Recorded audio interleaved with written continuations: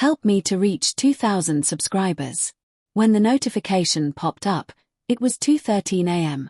The sound was faint, a single ping, but it sliced through the silence like a blade. My wife, Erin, lay beside me, her breathing steady, her arm draped loosely across my chest. The glow of her phone screen lit her face for a second before fading to black again. The sound wasn't from her phone. It came from the old laptop on my side of the bed. That laptop hadn't been opened in years. For a second, I thought I'd imagined it. Then another ping echoed. I turned toward the desk, heart thudding. On the dusty screen, a familiar name appeared, erin.personal.mail. Her old email account. The one she said she'd forgotten the password to a decade ago. It was open. And new messages were coming in. Curiosity tangled with dread as I moved closer. The subject line of the newest email froze me where I stood. I miss your hands. M. My throat tightened. I clicked it open before my mind could reason with me. It's been years, but when I see your name, I still feel that ache. You were my escape, Erin.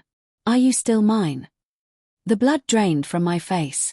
My stomach twisted as another email appeared beneath it, dated from months ago. Then another, from years before. Years. Dozens of emails filled the inbox, threads stretching back to 2009.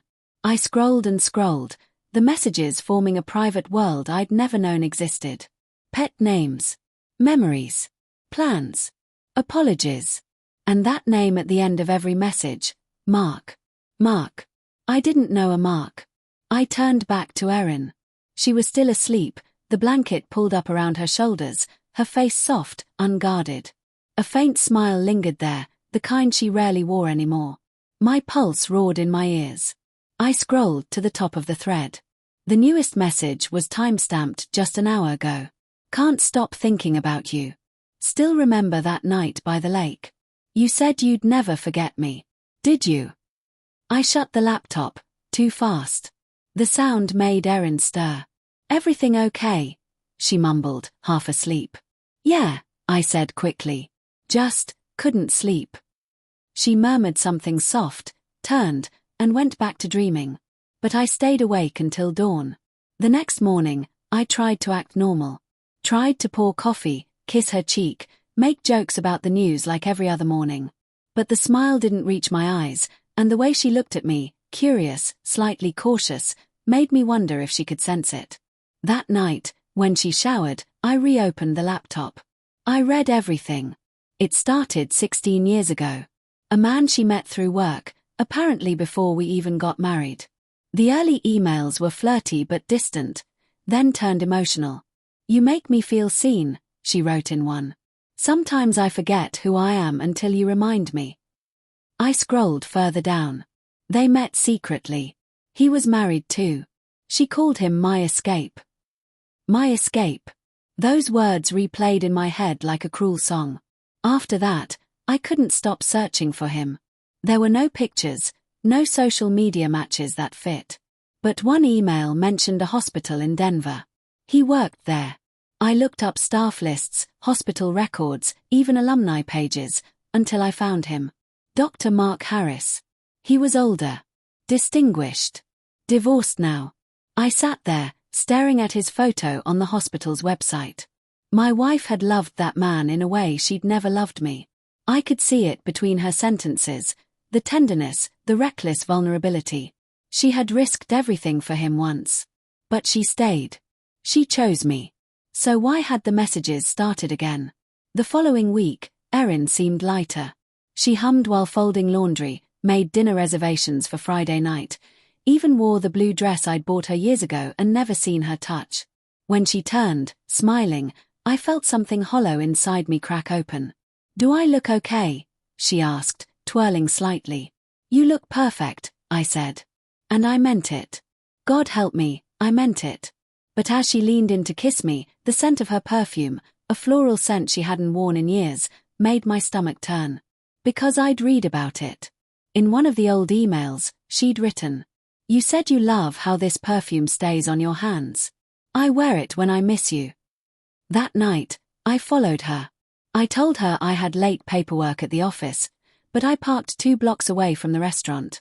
Through the window, I watched her sitting alone at a corner table. She checked her phone twice, then smiled, softly, like she'd just been touched through the screen. A few minutes later, a man entered. Tall, graying, confident. Mark. He walked straight to her. She stood up, and they hugged. Not long. Not intimate. But long enough. I felt a sick kind of calm wash over me. All the questions I'd twisted myself around for days, months, maybe even years, answered in that one embrace. I took a photo. My hands were trembling so badly I almost dropped the phone. They talked for an hour. No touching, no laughter that looked romantic. Just 2 people with unfinished history. When she finally left, I stayed until he did too. Then I went home and waited. She came in quietly, trying not to wake me. But I was sitting in the dark, the laptop open in front of me. "Where were you?" I asked, my voice even. Her body stiffened. "Dinner. With him," I said. "Mark." She froze.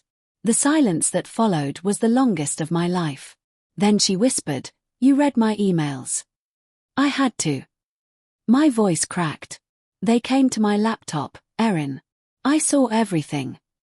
She sank onto the couch, face pale. "It's not what you think. I didn't, nothing happened. He reached out a few weeks ago. His wife died. He just wanted to talk." "Talk?" I said, bitterly. "About what? The life you should have had together." Tears welled in her eyes. "It was never real, Tom. He was a fantasy. A part of me I left behind. You're my life. You're my home." Her voice trembled with sincerity, but I couldn't tell if it was guilt or love I was hearing. "Did you tell him that?" I asked. She looked away. "No." The quiet stretched again, suffocating. I wanted to scream, to demand she leave, but I didn't. Instead, I asked, "Are you still in love with him?" Her lips parted. She didn't answer. That silence said everything. I didn't leave her. I couldn't. 16 years isn't something you throw away in one night. But something fundamental shifted. We talk less now. Sleep further apart. Smile for the kids, for the neighbors, for the mirror. But it's a practiced smile. Sometimes, late at night, I still hear the laptop ping. I deleted the account, but somehow, I swear, I hear it. And every time it does, I wonder if it's a ghost from her past, or from mine. Because the truth I can't escape is this. Maybe I never really knew who Erin was. Maybe I only knew the part she wanted me to see.